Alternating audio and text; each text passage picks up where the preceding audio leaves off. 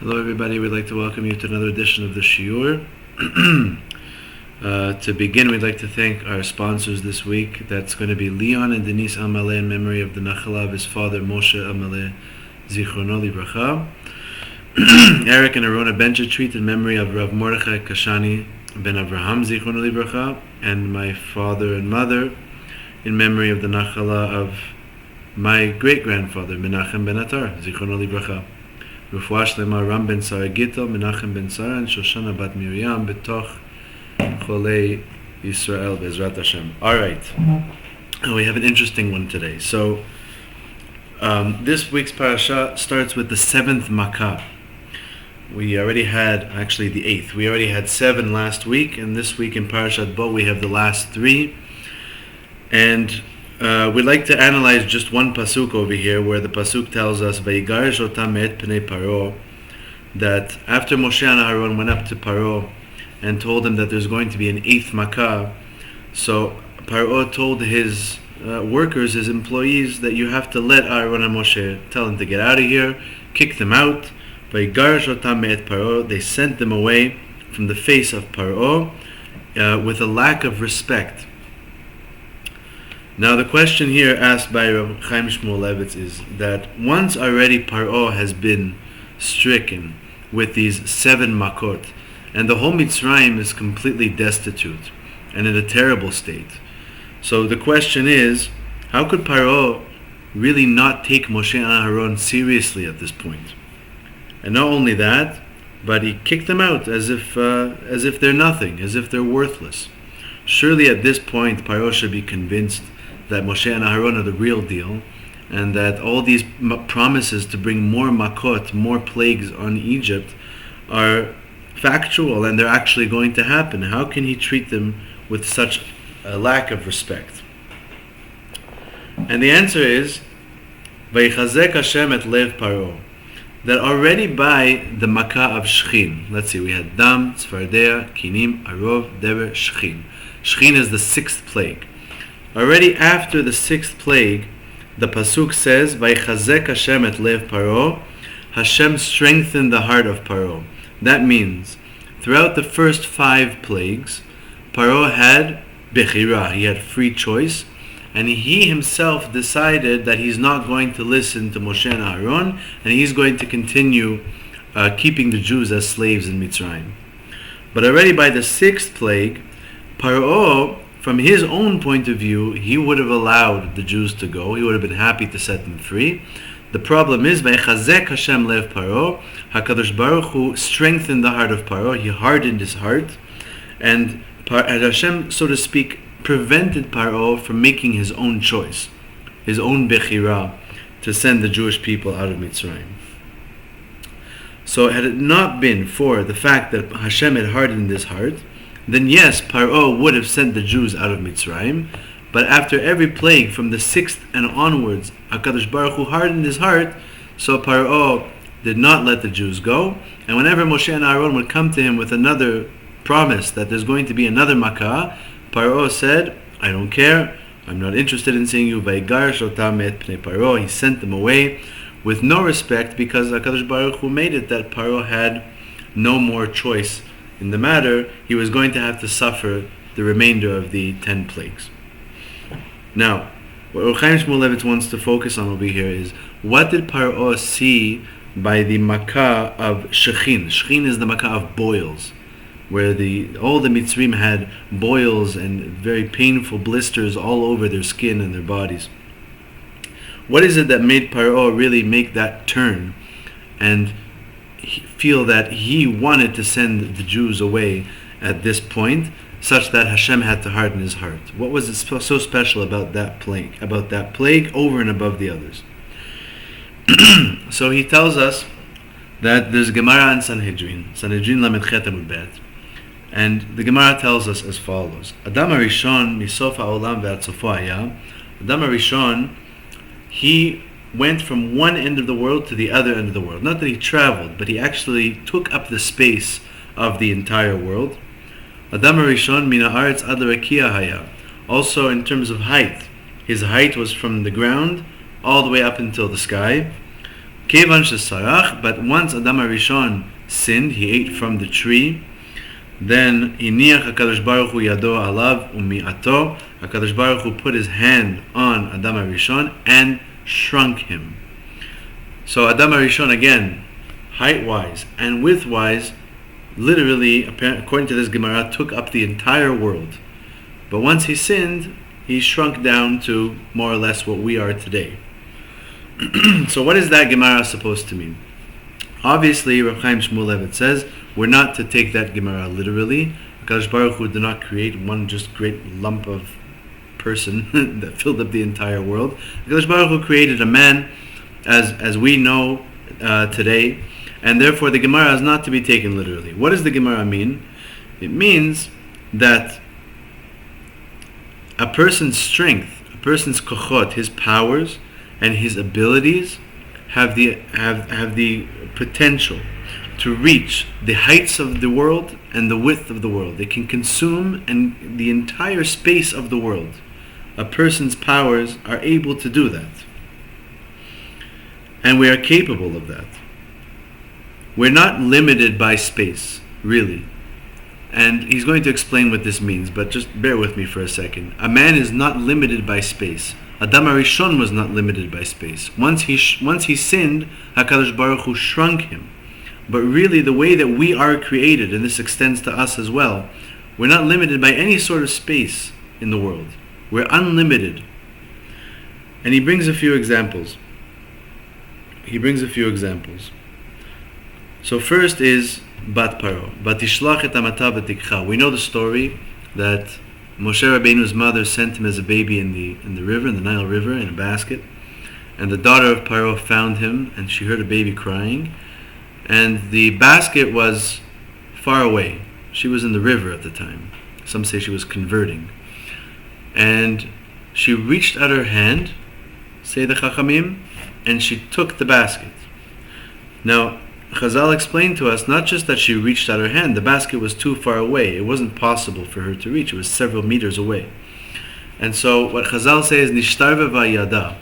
Her hand extended, and she was able to reach the basket. Now we all understand that what must have happened there is that her hand literally extended. Her hand was only able to reach up till here, and then a miracle happened that her hand was able to reach even further. Her hand lengthened itself. Her arm lengthened itself.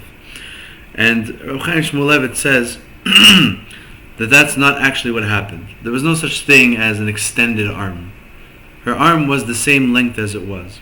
But what the Chachamim want to teach us, and what the Pasuk is really trying to teach us, is that the daughter of Paro, because she so desperately wanted to get that baby, she wanted to save that baby's life and see who's inside of this little box, and who would throw a baby in a river like that. She had such a powerful desire and a ratzon to get to that baby that nothing in the world was going to be able to stop her. Her arm is limited. No, her arm is no longer limited. Because she had that ratzon, she had that willpower, she was able to achieve something which under normal circumstances would be impossible.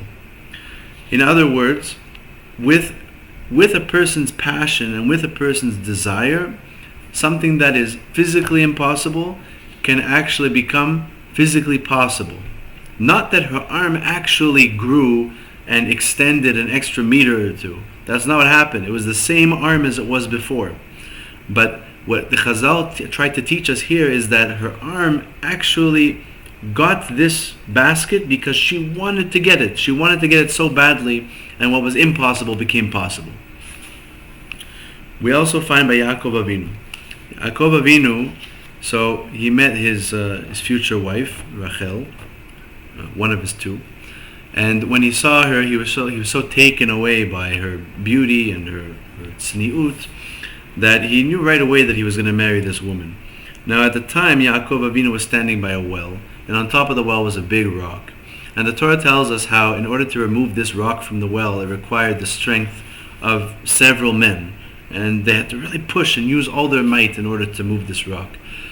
But the Pasuk tells us that when Yaakov Avinu saw Rachel, vayagel et ha'even me'al pi ha'be'er, Yaakov Avinu by himself rolled this rock off the well, by himself. And not only that, the Chachamim tells us, Kimisha ma'avir et pikak me'al tzluchit. He did it as if, he was just removing a top from a bottle. Like it was nothing, no effort involved at all. He just rolled this rock off the well.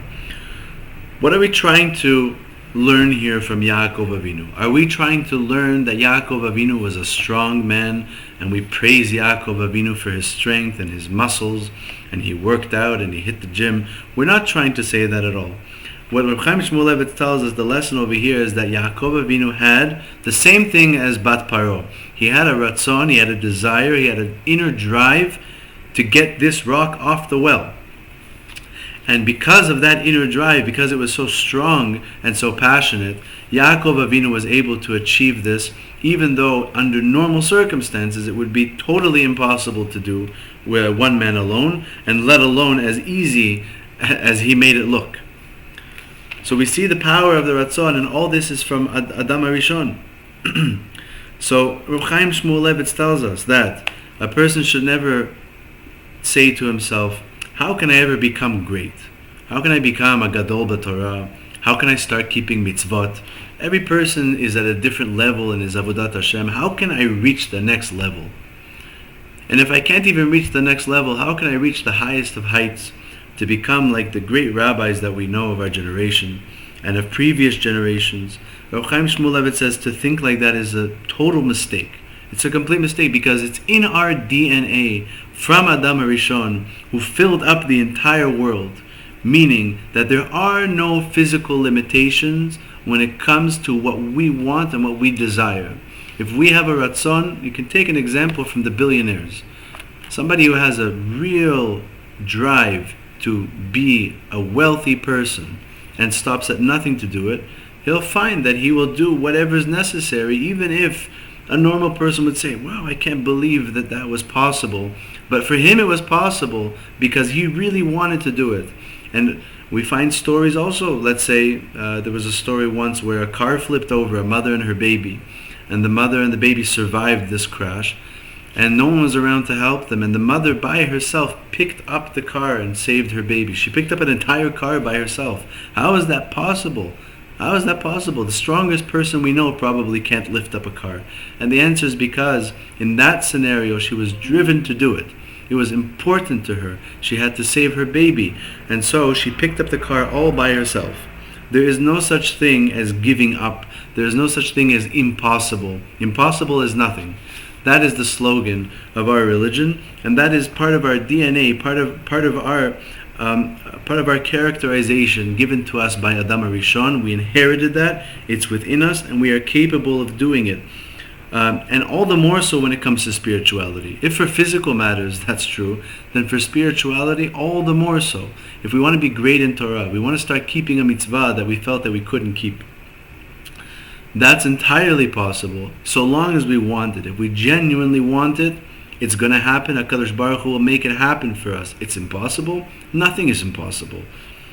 All it takes is a little bit of a drive. And we finish off here with a Gemara in Zvachim, and then we're going to answer the question finally. The Gemara in Zvachim says, Borei kama gadol kochan shakohanim. Let's take a look at how powerful the Kohanim are. She'en lecha kal be'ofot yoter mimora u'binotza. There is no lighter bird than the mur'ah and notzah. Mur'ah and notzah are different parts of the bird. The notzah is a feather. It's the lightest part of the bird. Upamim shekohen zoka yoter mishloshim amah. And the Gemara tells us, check it out. The Kohen sometimes throws the feather 30 amot. 30 amot is about 60 feet. Kohen throws a feather 60 feet. If you throw a feather, like as hard as you can, the feather just floats up in the air and falls right back down, right? It doesn't travel far, maybe a foot. 60 feet. A Kohen throws a feather, he throws it 60 feet. So, how are you supposed to understand that? How can a human being throw a feather 60 feet distance? And the answer is exactly what we've been saying. That when a person has a drive, the Kohanim are very driven to do their avodah properly in the Bet HaMikdash, so they are capable of doing things which would otherwise be impossible. Now we get to the Makkah of Shechim, boils, which we started off with. And we asked, what did Paro see in this Makkah that he didn't see in the other 5? That now all of a sudden he decided, I'm ready to let the Jews go, had it not been that Hashem hardened his heart. What changed in Paro's mind when he saw the Makkah of Shechin? And he answers that what he saw in the Makkah of Shechin was not so much the plague itself, but how the plague came about. Because the Chachamim tell us, and the Torah really speaks it out, that the way that it started was Moshe Rabbeinu took a fistful, 2 fistfuls of dirt, and he threw it in the air. Now, if you take 1 fistful of dirt and you throw it, so you can throw a fastball with one fist, fine. But if you throw it 2 hands, if a pitcher pitches with 2 hands, that ball is not going to go anywhere. You don't have as much control. You don't have as much velocity. Nevertheless, Moshe Rabbeinu picked it up with both hands, and this is dirt, a very light object. And not only did he throw it pretty well, but he threw it well enough that it was able to cover the entire Eretz Mitzrayim. The whole Mitzrayim was now filled with this dirt that Moshe Rabbeinu threw with 2 hands. So Paro thought to himself, how could it be that a human being is able to achieve such a thing? It's impossible. 2 hands, the whole Mitzrayim?